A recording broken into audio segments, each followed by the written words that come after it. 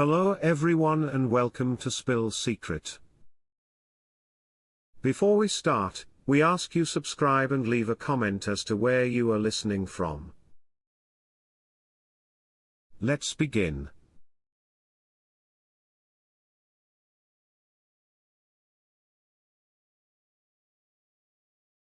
Jason Grant knew the school was haunted, but he never believed it until the night shift took a darker turn. There were always rumors about Dobbins High School, stories passed down from janitor to janitor, each more chilling than the last. Jason had just started the job, taking over for old Ed, who quit unexpectedly, muttering about shadows and whispers that grew louder every night. People had warned him, said something wasn't right about the place, but Jason needed the work, and he wasn't one to scare easily. At least, that's what he told himself. The first night went smoothly. The halls were silent, the classrooms empty, and the only sound was the hum of his floor buffer. But on the second night, Jason heard it, a faint whisper, like a rustle of paper in the dead of night. He paused, switching off the buffer and listening intently, but the sound stopped. He chuckled to himself, chalking it up to nerves. "I'm hearing things now," he muttered, but he couldn't shake the feeling that something was watching him. As he continued his rounds, Jason's flashlight flickered, casting shadows that seemed to shift and move with a life of their own. He brushed it off, muttering, "Cheap batteries." But a chill ran down his spine when he thought he saw a figure standing in the corner of room 203, the history classroom. He pointed his flashlight at it, revealing nothing but an empty desk. "Get it together, Jason," he said, swallowing hard. But the moment he turned his back, he felt a prickling at the nape of his neck, like eyes were boring into him. The whispers returned on the third night, louder this time. They echoed down the halls, overlapping like voices from a crowded room, but the words were indecipherable, fading just as he tried to make them out. Jason's fingers tightened around the flashlight as he made his way to the janitor's closet, trying to ignore the eerie feeling clawing at him. He locked himself in, took deep breaths, and tried to convince himself it was just his imagination. "Maybe Ed was right," he whispered, shivering. "Maybe there is something here." Later, as he emptied the trash in the cafeteria, Jason noticed something odd. A paper lay on the floor, scrawled with messy handwriting that read, "Get out before he finds you." His stomach twisted as he looked around, expecting to see someone nearby, but the room was empty. He picked up the paper, feeling the hair on his arms stand on end. Who left this message? He couldn't help but wonder if it was some kind of prank, a trick to scare him off. But why would anyone go to such lengths? Just as he was about to crumple the paper, he heard a dragging sound coming from the hallway, like something heavy scraping against the floor. He peeked around the corner, his heart pounding. The light flickered ominously, and he saw the faint outline of footprints leading down the corridor. They weren't normal footprints, they were dark, wet, as if someone had walked through blood. Jason's breath caught in his throat, as he took a step back, dread sinking into his bones. "Hello?" he called out, his voice barely more than a whisper. No answer? He knew he should leave, but something compelled him to follow the footprints, his curiosity outweighing his fear. They led him to the boiler room, a place he'd always avoided. The door creaked open, and a wave of hot, stale air hit him. Inside, shadows danced along the walls, and he could almost swear he saw faces in the dark, their hollow eyes watching him. Jason swallowed, his hand trembling as he gripped the doorframe. "I don't know what's going on here, but I'm not scared of you," he said, though his voice betrayed him. Jason stepped into the boiler room, the oppressive heat wrapping around him like a suffocating blanket. The air smelled thick and metallic, reminding him of blood left to rot in the sun. As he moved further in, he noticed strange symbols etched into the walls, words and shapes he didn't recognize.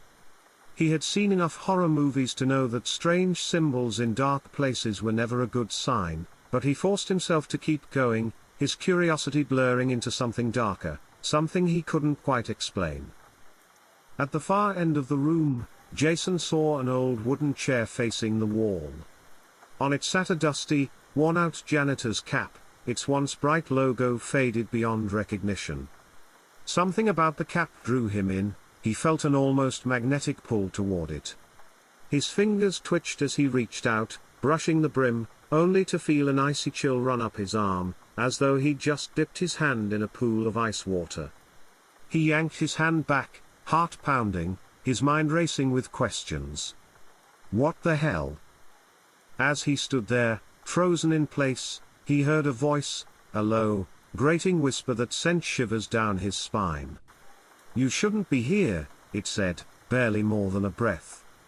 Jason whipped around, his flashlight darting across the room, but he saw nothing.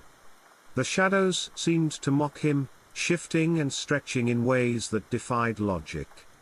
The voice echoed again, this time louder, more insistent. "He'll find you. He always finds the ones who stay too long." Jason backed away, stumbling over a loose pipe. His flashlight flickered, casting jagged beams of light that did little to dispel the darkness. His pulse hammered in his ears, and every instinct told him to run, to leave the school and never look back. But a part of him, some stubborn, reckless part, refused to let go. He had to know what was happening. "Who are you?" he demanded, his voice breaking. "Why are you doing this?" Silence. Then, from somewhere behind him, came a soft chuckle. It wasn't the laugh of a human, it sounded distorted, as if filtered through 1,000 cracks and crevices. "You're just like the others," the voice sneered. "Always poking where you shouldn't, asking questions that need no answers." Jason swallowed, his mouth dry, and took a shaky step back. The darkness seemed to thicken around him, pressing in, suffocating. He backed up until he hit the wall, heart racing, trying to piece together what he was facing. As he steadied himself, his hand brushed against something cold and metallic, a doorknob. Without thinking, he turned it and slipped into a narrow storage room. The space was cramped, filled with forgotten boxes, cleaning supplies, and broken furniture. He shut the door behind him, leaning against it, as he tried to catch his breath. But then, from the other side of the door, he heard the unmistakable sound of footsteps. They were slow, deliberate, each step echoing ominously in the silence. Jason's blood turned to ice. Whoever, or whatever, was out there, it was looking for him. His mind raced, searching for an explanation. Could it be Ed? Had the old janitor come back to mess with him, to scare him off? But even as he thought it, he knew it wasn't true. The footsteps were too heavy, too unnatural, like the footfalls of something far older and far angrier than any person. Jason fumbled in his pocket for his phone, but as he pressed the screen, he realized it was dead. No light, no signal. He cursed under his breath, gripping his flashlight tightly, his last link to the world beyond this nightmare. The footsteps stopped outside the door, and Jason held his breath, barely daring to blink. He could hear faint breathing on the other side, slow and raspy, as though whoever, or whatever, was just waiting for him to make a sound. Then, a low, grating voice seeped through the wood, sending chills down his spine. "You can't hide forever, Jason. I know you. I know them all." Jason's heart thundered in his chest as he fought to remain silent. He didn't know how this thing knew his name, but something told him it had been watching him long before he'd ever set foot in the school. As he waited, trapped in the darkness, he realized this wasn't just a haunting. It was a trap, and he'd walked right into it. Jason's mind raced as he listened to the ominous voice on the other side of the door. "I know you, Jason," it whispered, words stretching and twisting in a way that made his skin crawl. He pressed his back harder against the door, as if he could somehow merge into it, disappear from whatever was hunting him. Every fiber of his being screamed to run, but the footsteps were still there, moving slowly, methodically, as if the thing knew he had nowhere to go. Taking a deep breath, he decided to make a break for it. He gripped his flashlight and threw open the door, shining the beam into the empty hallway. The footprints that had once been wet and dark had vanished, leaving no trace of the creature that had been stalking him. But Jason knew better than to believe it was gone. He glanced up and down the hallway, searching for any sign of movement, but everything was eerily still. A flickering light at the end of the hall cast long, distorted shadows, but the silence felt thick, pressing in on him. He edged down the corridor, his footsteps soft, barely making a sound. As he passed by room 203, he felt a sudden pull, as if something invisible were drawing him inside. Against his better judgment, he turned the doorknob and stepped into the history classroom. The air was icy, so cold it left frost on the windows, and the chalkboard was covered in strange symbols. In the center of the room sat a notebook, its pages yellowed and brittle. Jason approached cautiously, his eyes narrowing as he read the cover, "Property of Ed Chambers." He flipped open the notebook, revealing a series of entries written in shaky, desperate handwriting. "They're watching me," one entry read. "Every night, I hear them calling my name, whispering things I can't understand. I tried to tell the principal, but he laughed, said I'd been working here too long."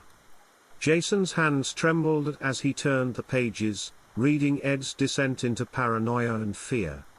Each entry grew darker, more frantic, detailing the strange figures he'd seen lurking in the hallways, the whispers that haunted his every step. And then, Jason came to the last entry, dated 2 weeks before Ed's abrupt resignation. "They've chosen me.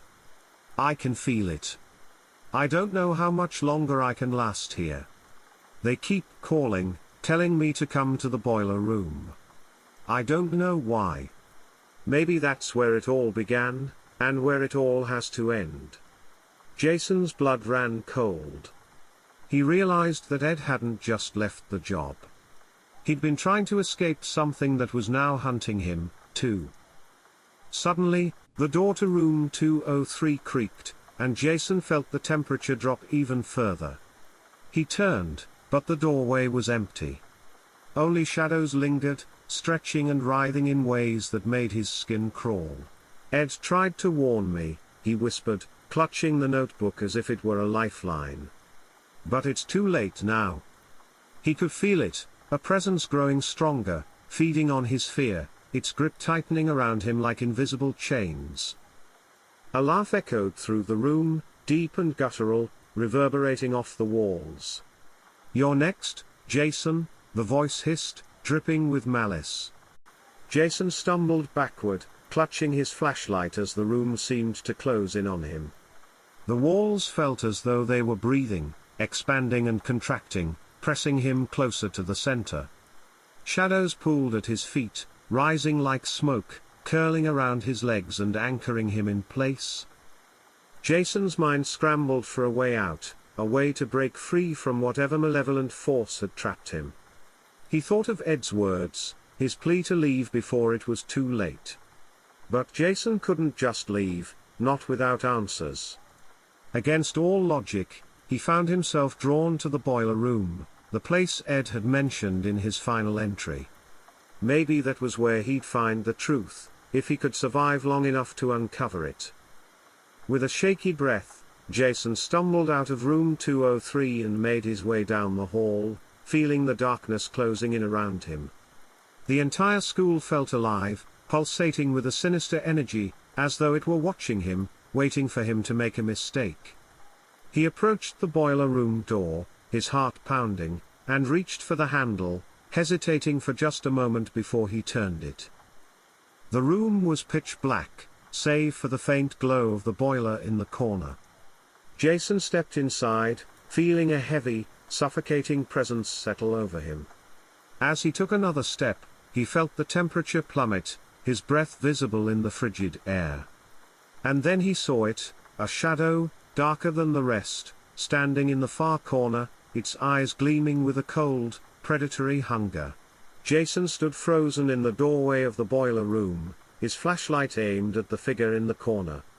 The shadow moved slowly, its form shifting, almost pulsing as it grew taller, stretching to fill the entire corner of the room. The eyes remained fixed on him, cold and empty, like two black holes that swallowed any light. Jason's heart hammered against his ribcage as he realized he was face to face with the very thing Ed had tried to warn him about. "Why are you here?" Jason's voice trembled, barely more than a whisper. The figure tilted its head, watching him with a curious intensity. Then, in a voice that sounded like nails scraping across metal, it spoke. "You've seen too much? Like all the others." The words dripped with malice, each syllable echoing around the small room, filling it with a sense of impending doom. Jason's grip tightened on the flashlight, but he knew it was useless. Whatever this was, it wasn't bound by the same laws as the living. What do you want from me?" he stammered, his gaze darting around the room, searching for an escape. The shadow seemed to chuckle, a low, guttural sound that resonated through the metal pipes, rattling the walls. "You're just another intruder," it sneered. "Another soul caught in my web. But you're different. You're not afraid. Yet." Jason took a step back, his resolve wavering as the darkness crept closer, its edges flickering like smoke. He could feel the chill of the shadow's presence pressing against his skin, a cold that seeped into his bones. "I'm not here to hurt anyone," Jason said, voice shaking. I needed the work. I didn't know." He trailed off, realizing how weak his words sounded. The shadow laughed again, a hollow, mocking sound. "That's what they all say," it whispered. "They come in, thinking they own this place, thinking they can control what they don't understand. But this school, it belongs to me." The shadow surged forward, and Jason stumbled back, pressing against the wall as the darkness closed in, swallowing the light of his flashlight. He felt a cold hand wrap around his wrist, its grip like iron, immobilizing him. Panic surged in his chest, but he fought it down, his mind racing for a way out. "You don't have to do this," he gasped, struggling against the shadow's hold. "I'll leave. I'll go. You'll never see me again." The figure hesitated, its grip loosening just slightly, enough for Jason to catch his breath. "Promises," it hissed, voice dripping with contempt. "They mean nothing here." But as it spoke, Jason noticed something, a faint, glimmering line carved into the floor beneath him, like a mark or seal. It was an intricate symbol, almost identical to the ones he'd seen in the history classroom, a protective ward etched into the concrete. Without thinking, Jason scraped his foot over the line, breaking the seal.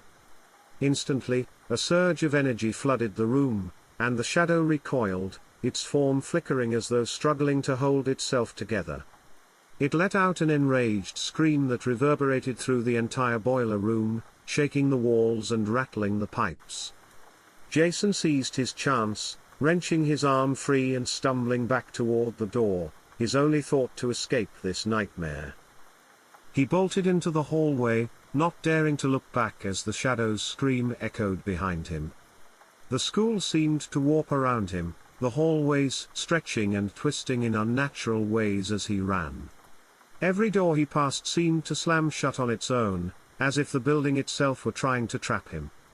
But he didn't stop, he pushed forward, his legs aching, his lungs burning, desperate to break free.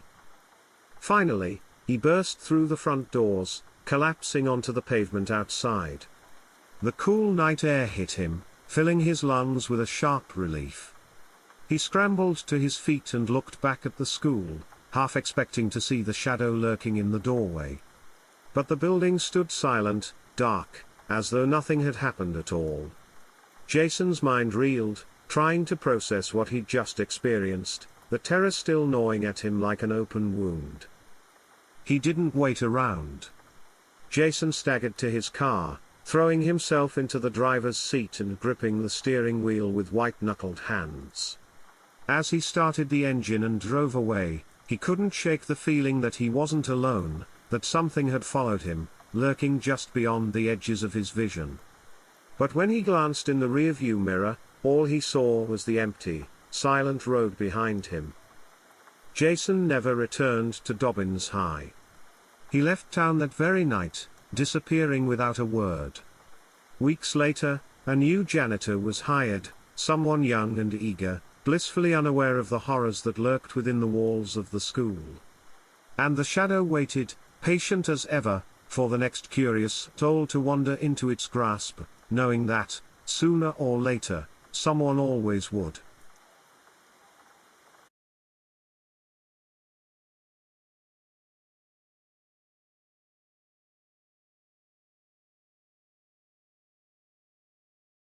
Sheriff Tom Grayson had worked in Millbrook long enough to know the rhythms of the town's quiet. It was the kind of place where folks left their doors unlocked, where teenagers' antics were limited to the occasional harmless prank, and where a sheriff's hardest nights involved a broken taillight, or a rowdy town meeting. But lately, something had shifted, and that unspoken trust was replaced by something thicker, something oppressive.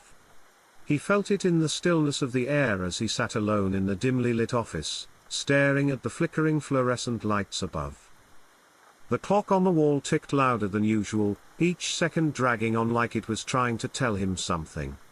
Midnight was approaching, and Tom found himself gripping his coffee cup a little tighter. The dispatcher, a woman named Lisa who had been with the office for years, was unusually quiet tonight. She sat across the room, eyes darting between her computer screen and the silent phone, as if waiting, dreading the moment it might ring. There'd been rumors spreading through Millbrook, strange stories whispered in grocery store aisles and at gas station counters, but no one wanted to speak them aloud in the sheriff's office. "Strange night," Tom muttered, hoping to break the uneasy silence between them.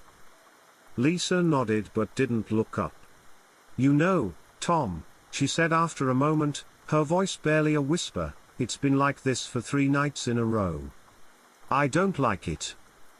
Before Tom could respond, the phone rang. It wasn't the sharp, familiar jangle of a normal call but a slow, echoing ring that seemed to vibrate through the walls, setting Tom's teeth on edge. The clock read 12:01, and for a second, he considered letting it go to voicemail. But he was the sheriff. He couldn't ignore a call, no matter how unsettling it felt. "Millbrook Sheriff's Office, this is Sheriff Grayson," he said, keeping his tone steady, professional. For a long moment, there was only silence on the other end, a thick, suffocating silence that made the hairs on the back of Tom's neck stand up. Then, just as he was about to hang up, a faint voice broke through. It was a woman's voice, trembling and weak, barely more than a whisper. "He's here," she said. "He's standing outside. Watching." Tom felt a chill creep down his spine. "Mom, who is outside? Do you know his name?" The line crackled, and the woman's breathing grew faster, shallow and panicked. I don't know. He's just there. He doesn't move. He just stares." The fear in her voice was palpable, tangible in a way that sent a tremor of unease through him. "Can you give me your address, Mom? I'll send someone over right away," Tom said, gripping the receiver tightly. He was prepared to send a deputy to check things out, maybe even go himself if needed. But the woman's answer chilled him to the bone. "I already tried. He's everywhere?" Her voice cracked with despair. "No matter where I go, he's there. Watching." The line went dead before Tom could respond, leaving him in silence once more. He looked over at Lisa, whose face had gone pale. She stared at him, wide-eyed, and he could tell from her expression that she'd heard every word. Sheriff Tom Grayson put the receiver down slowly, his gaze fixed on the phone as though he expected it to ring again at any moment. The woman's words echoed in his mind, "He's everywhere." Tom had handled all sorts of calls in his career, but something about this one felt different. It was the kind of call that dug under your skin and stayed there, like a bad memory that refused to fade. Lisa broke the silence. "Tom, what was that? Do you think it was a prank?" Tom shook his head. "I don't know, Lisa. But I don't think so." Her voice. There was something real there. She was terrified. Lisa's fingers drummed nervously on her desk. "What should we do?" For a moment, Tom considered calling Deputy Miller to take a drive around town, to reassure the residents that everything was fine. But he had a nagging feeling that this was more than a simple scare. There was something in the air tonight, a thickness that seemed to press down on his lungs, making each breath a little harder. "I'll head out myself," he said finally. "It's probably nothing, but I'll just make sure." Lisa looked at him, her worry evident. "Be careful, Tom." Tom grabbed his flashlight and his jacket, giving Lisa a nod before stepping out into the cold night. Millbrook was quiet, almost oppressively so, and the usual comforting sounds of the town, the rustle of leaves, the distant hum of a radio, were conspicuously absent. It was as though the town itself was holding its breath, waiting for something. As he walked down the main street, Tom couldn't shake the feeling that he was being watched. He scanned the empty buildings, the deserted sidewalks, but saw no sign of anyone. Just his reflection in the shop windows, looking back at him with the same uncertain expression he wore now. He stopped in front of the old church at the end of the street. Its steeple rose tall against the night sky, casting long, eerie shadows across the ground.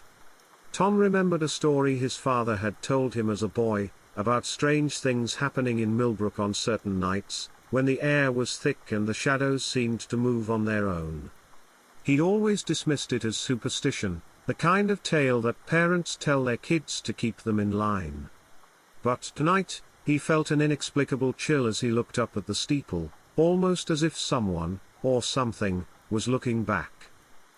As he turned to continue down the street, his radio crackled to life, startling him. He fumbled for it, bringing it up to his ear. "Sheriff, it's Lisa. We just got another call." Tom's pulse quickened. "What did they say?" It was the same woman. Lisa's voice trembled. She said he's inside now." She sounded different, like she was almost resigned to it. A chill ran down Tom's spine. Did she give an address this time? No. She just kept saying he's everywhere. And then? There was silence. Tom felt the weight of the night pressing down on him, heavier than ever. "All right, Lisa. I'm heading back. Keep the line open, and if she calls again, try to get more information." He clicked off the radio, glancing around the empty street once more. A faint breeze stirred, rustling the fallen leaves and carrying with it a faint whisper, as if the town itself was murmuring secrets he wasn't meant to hear. Sheriff Tom Grayson walked back to the station, his mind buzzing with questions he couldn't answer. The wind had picked up, carrying an unsettling chill that seemed to seep into his bones. As he reached the front door of the sheriff's office, he paused, staring at his reflection in the glass. His face looked drawn, shadowed, like he'd aged 10 years in the last hour. Inside, Lisa sat at her desk, clutching a cup of coffee with shaking hands. She looked up when he entered, her eyes wide with fear. Did you see anything out there? Tom shook his head. Nothing. But something's not right tonight, Lisa. I can feel it. He walked over and placed a reassuring hand on her shoulder, though he wasn't sure if he was trying to comfort her or himself. We'll get through this. Just stay alert. Suddenly, the phone rang again. Both of them flinched at the sound, and Tom could feel his heart pounding in his chest. He picked up the receiver, steeling himself. Millbrook Sheriff's Office. This is Sheriff Grayson. For a long moment, there was silence, just like before. Then, a faint, familiar voice crackled through the line. It was the woman again, but something was different this time. Her voice was weaker, almost ghostly, as if she was slipping away. Sheriff. He's closer now. I can feel him breathing. Tom swallowed hard, feeling a cold sweat break out on his forehead. Mom, I need you to tell me where you are. I can send someone to help. She didn't answer directly. Instead, her breathing grew ragged, like she was struggling to catch her breath. He's here. Right outside the door. I can see his shadow. It's growing, Sheriff. He's everywhere. The line went dead, and Tom gripped the receiver, unable to shake the icy dread clawing its way up his spine. He turned to Lisa, who looked like she was on the verge of tears. Did you hear that? Lisa nodded, her face pale as a sheet. Tom. Who is she talking about? There's no one in town that fits that description, and if there were, we'd have heard something by now. Tom shook his head, feeling a mix of frustration and helplessness. I don't know. But I'm not about to sit around and do nothing. He grabbed his flashlight again and headed for the door, turning back to Lisa. Stay here. Lock the doors. And if she calls again, try to get her to tell you where she is. As he stepped out into the night, the darkness seemed to close in around him. The familiar streets of Millbrook looked different, twisted, as though the shadows were stretching longer than they should, twisting into unnatural shapes. He could feel the eyes on him, an oppressive presence lurking just beyond the reach of his flashlight. He started walking, his footsteps echoing in the silence. The streetlights flickered, casting eerie shadows on the walls of the old buildings. His heart pounded as he made his way toward the outskirts of town, where the older, more abandoned homes stood.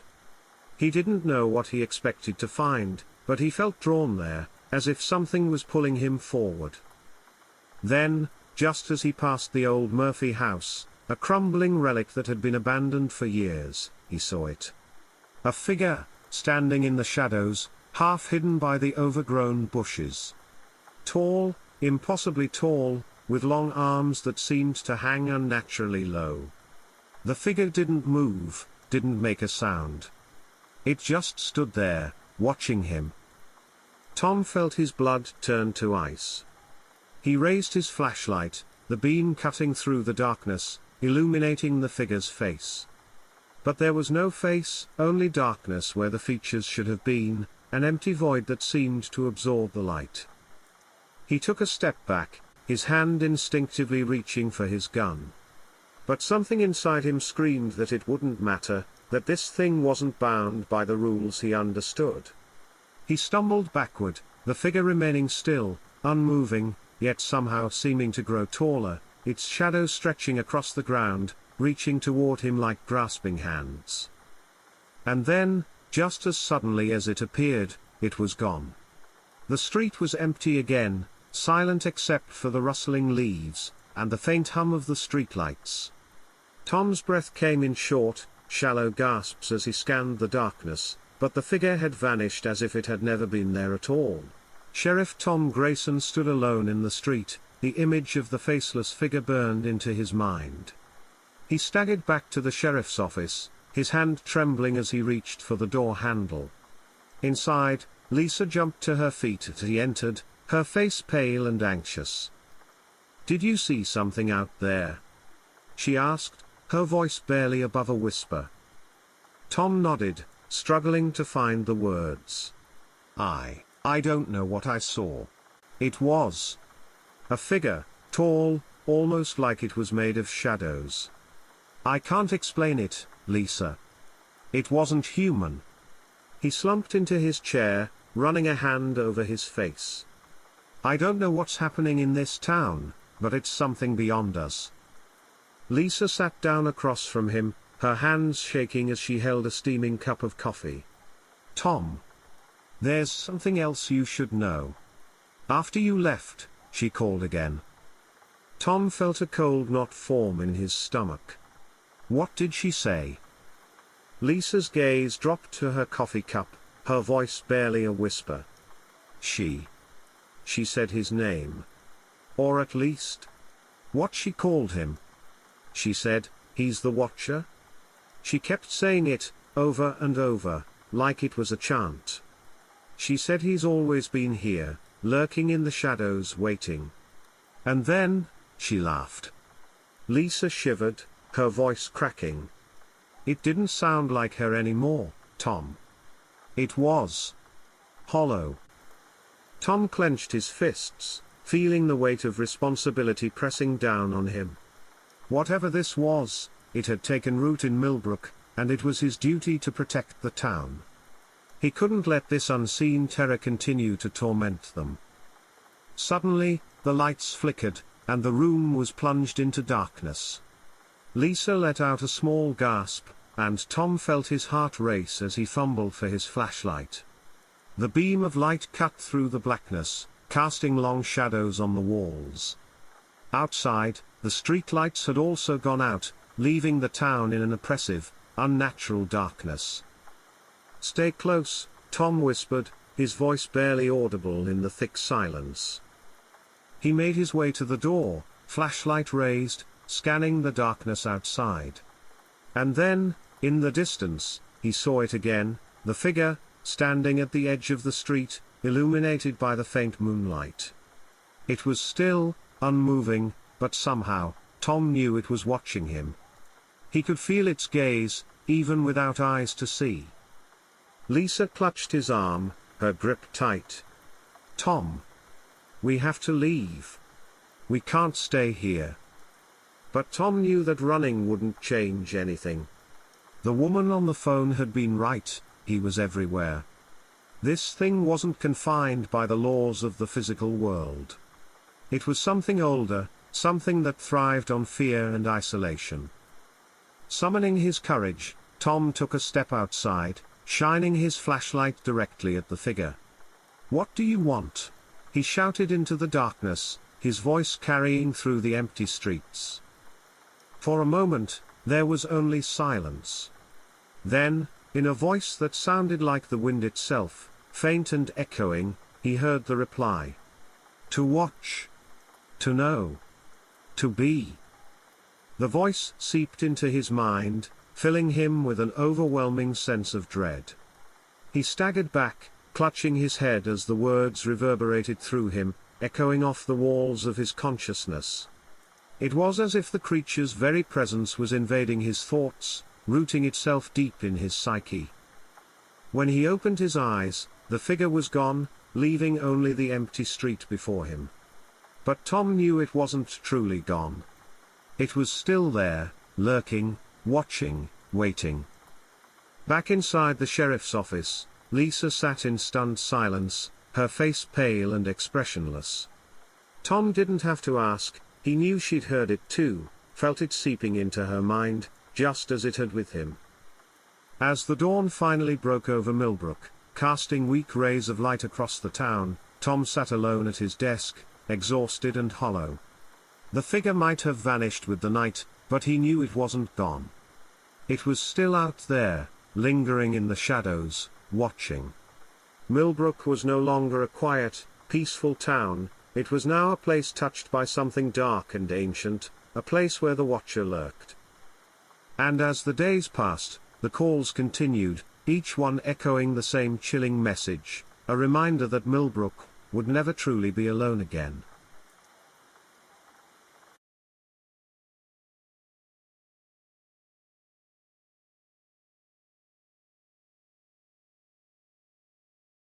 The old brick library in the small town of Harrowsville stood like a quiet sentinel.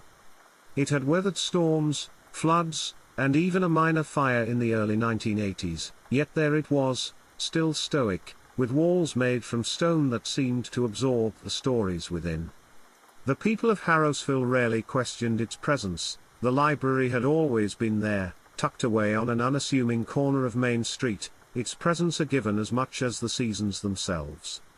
No one really paid attention to it, until Eliza Morrow vanished.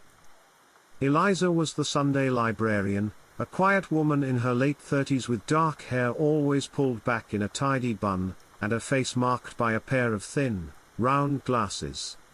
She was the type of person who was barely noticeable, yet somehow, she felt like an integral part of the library. Every Sunday, she would open the library doors precisely at 9 a.m. and close them at 5 p.m. She'd even close up on rainy days when no one came in at all. But one Sunday, Eliza didn't show up. At first, people assumed she was sick or perhaps on a rare vacation, but as the days passed and there was still no sign of her, whispers began to ripple through town. "Do you think she just left?"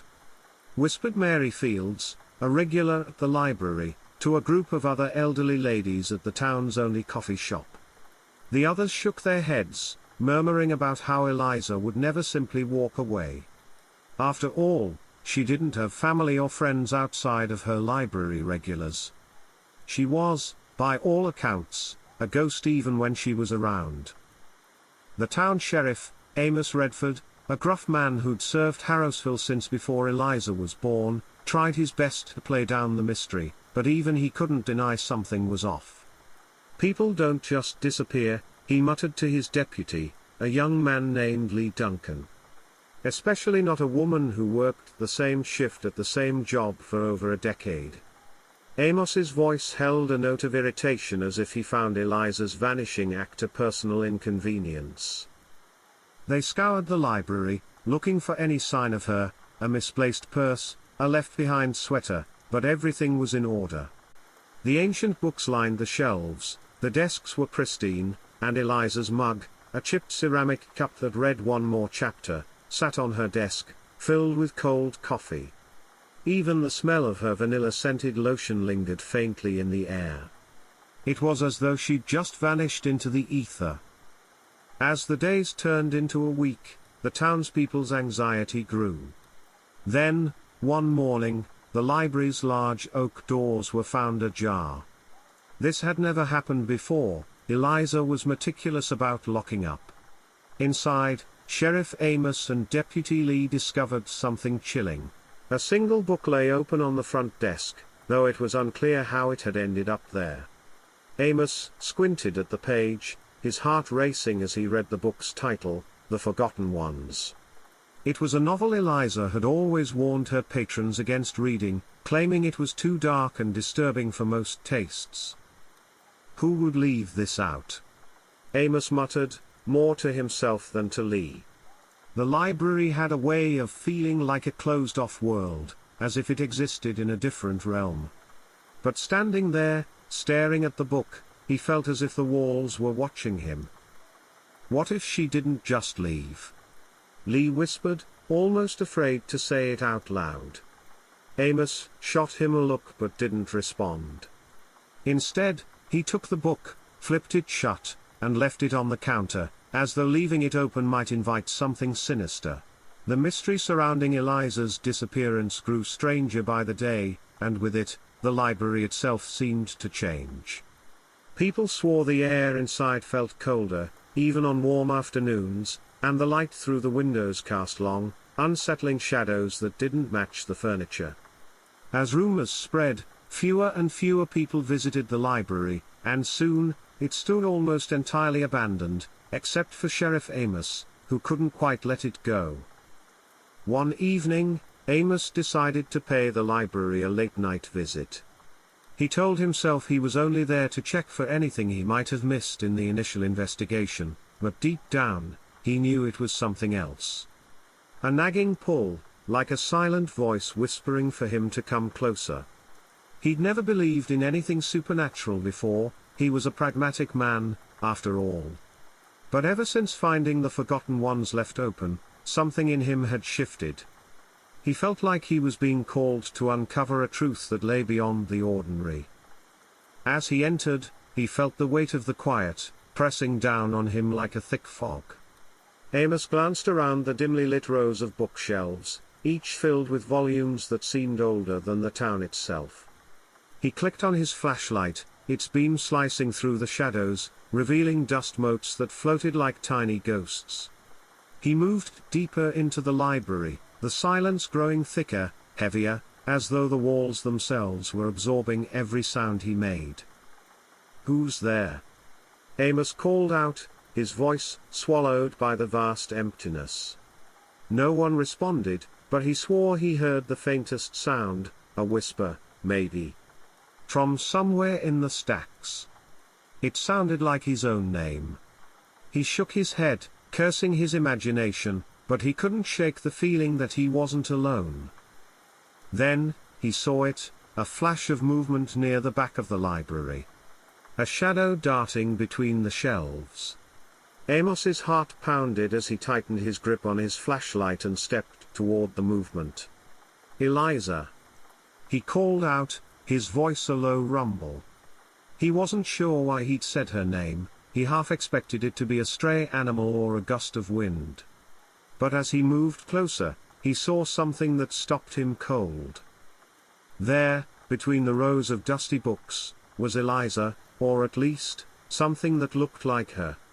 Her figure was pale, almost translucent, her features blurred as though she were nothing more than a reflection.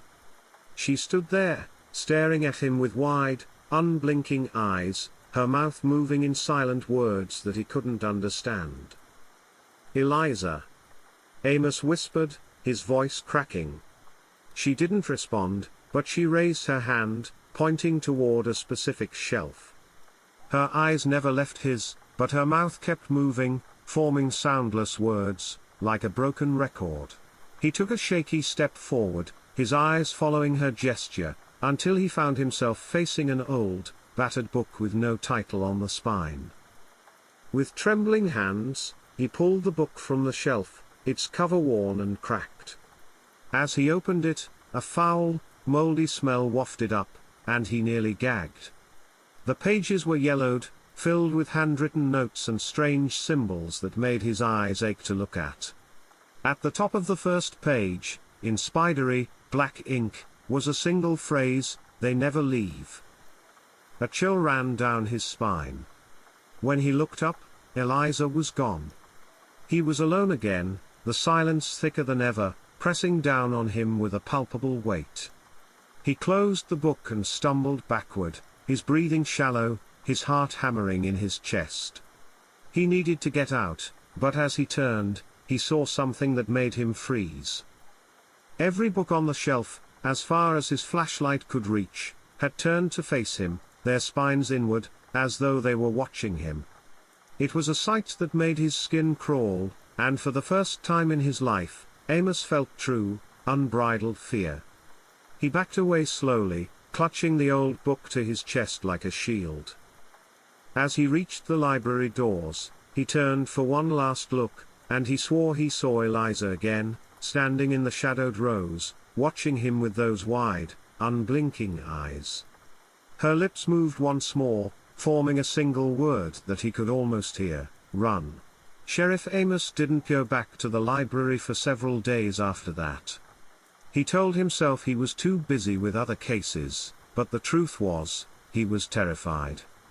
Every time he closed his eyes, he saw Eliza's face, her lips moving silently, her hand pointing toward that cursed book. The words "they never leave" echoed in his mind, gnawing at his sanity. He hadn't shown the book to anyone yet, it sat on his desk at home, mocking him, daring him to open it again. But curiosity got the best of him one evening. He was sitting in his darkened living room, the book inches away from his hand. Finally, he reached out and flipped it open to the page with those haunting words. This time, he noticed something he hadn't seen before, a series of entries, almost like a journal, written in a frantic, messy scrawl. Each entry was dated, and they all referenced names Amos recognized, townsfolk who had disappeared over the decades, people he remembered vaguely from when he was younger.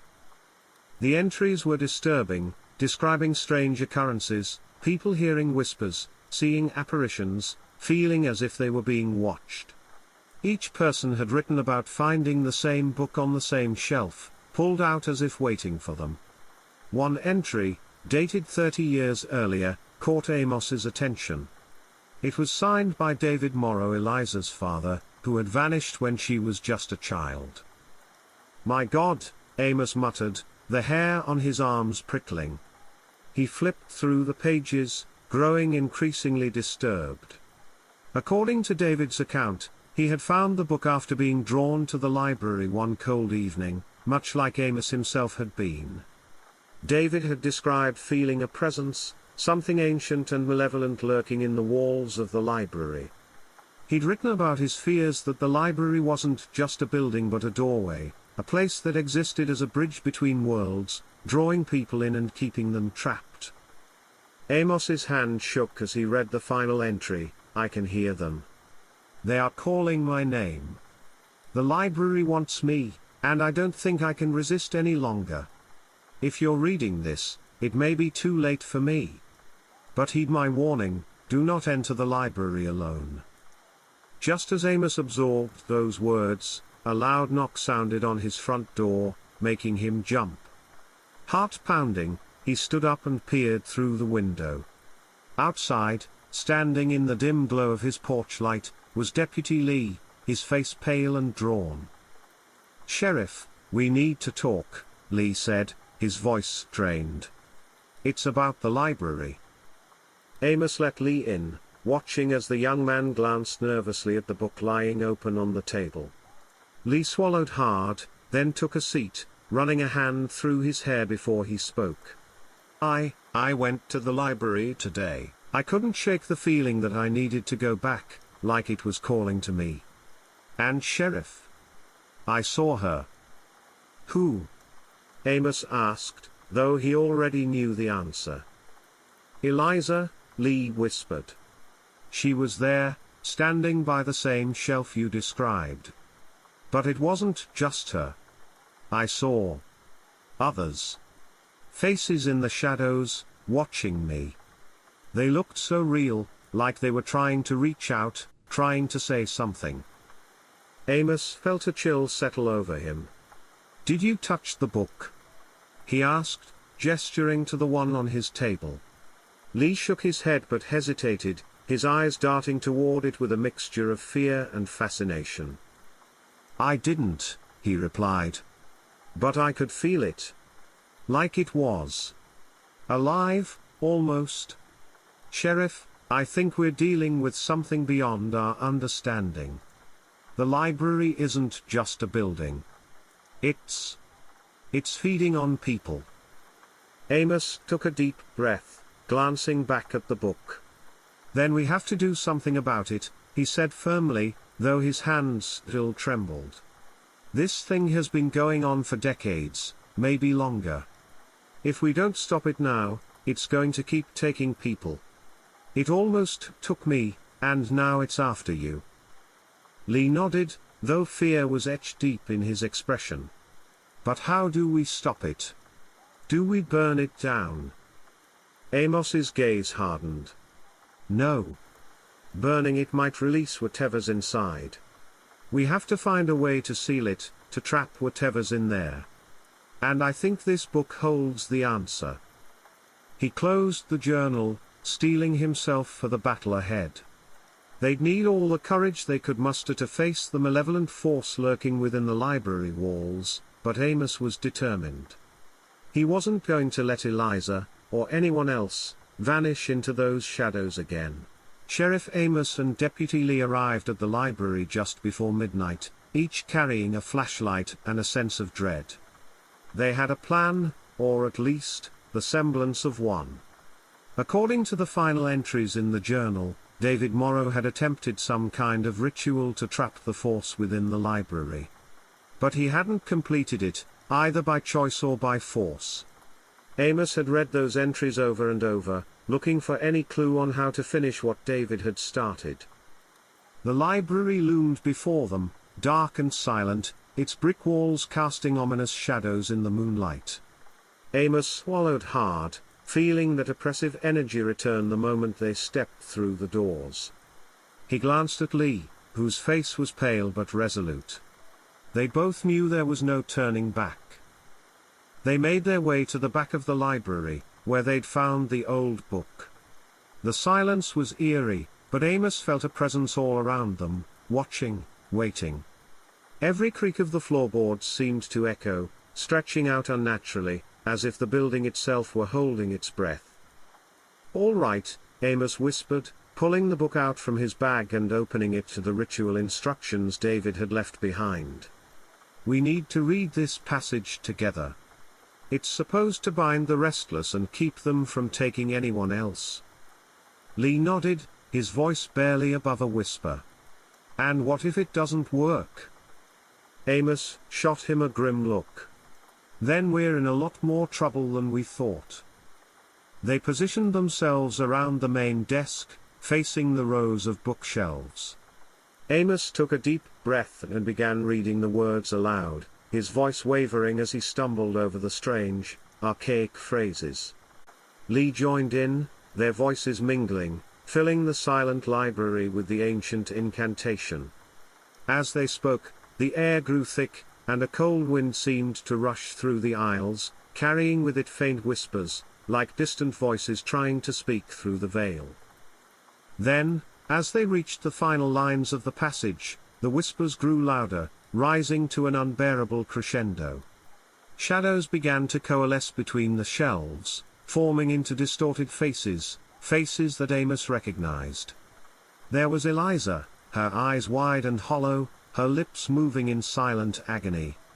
And behind her were others, David Morrow, and countless townsfolk who had vanished over the years, their faces twisted in terror and despair. "Keep going," Amos shouted over the noise, his voice straining. Lee's voice faltered, but he pushed on, his eyes wide as he stared at the spectral figures emerging from the darkness. The shadows writhed, reaching out as if to pull them in, but the words seemed to hold them back, like an invisible barrier. Just as they reached the last line, a sudden, deafening roar filled the library, shaking the very walls. The shadows recoiled, retreating into the darkness, their anguished faces dissolving into the air. Eliza's figure lingered a moment longer, her eyes meeting Amos's as if in gratitude, before she too vanished. The silence returned, heavy and oppressive. Amos and Lee stood there, breathless, waiting for any sign that the ritual had worked. The air felt different, lighter somehow, as though a weight had lifted. Amos closed the book, his hands trembling, and looked around. The library was still, its walls no longer exuding that strange, malevolent energy. Whatever had been trapped here seemed to have finally been laid to rest. Did it work?" Lee asked, his voice barely above a whisper. Amos nodded slowly, though he wasn't entirely sure. "I think so. I hope so." They turned to leave, but as they reached the doors, Amos hesitated, glancing back at the rows of bookshelves. The library looked almost normal again, just a quiet, forgotten place in a sleepy town. But he knew he'd never be able to see it that way again. They'd both seen what lurked in the shadows, and he doubted either of them would ever forget it. As they stepped outside, Amos took a deep breath of the cool night air, feeling the last remnants of dread lift from his chest. He turned to Lee, clapping him on the shoulder. "We did it," he said, a faint smile breaking through the weariness. "We put an end to it." Lee nodded, though his eyes held a haunted look. "Yeah. But something tells me this place will never really be just a library again." Amos couldn't argue with that. They left the library behind, closing the door on whatever darkness still lingered within. And though neither of them spoke of it again, they knew one thing for certain: some mysteries were better left unsolved, and some doors were better left closed. The library remained untouched after that night, its doors locked and its shelves gathering dust. And though people in Harrowsville spoke of strange sounds and ghostly lights from within its walls, no one dared to go back. The Sunday librarian's story became a whispered legend, a cautionary tale that lingered in the town's memory, like the shadows that never quite left the library. Thank you for listening. Be sure to check out our channel for more stories.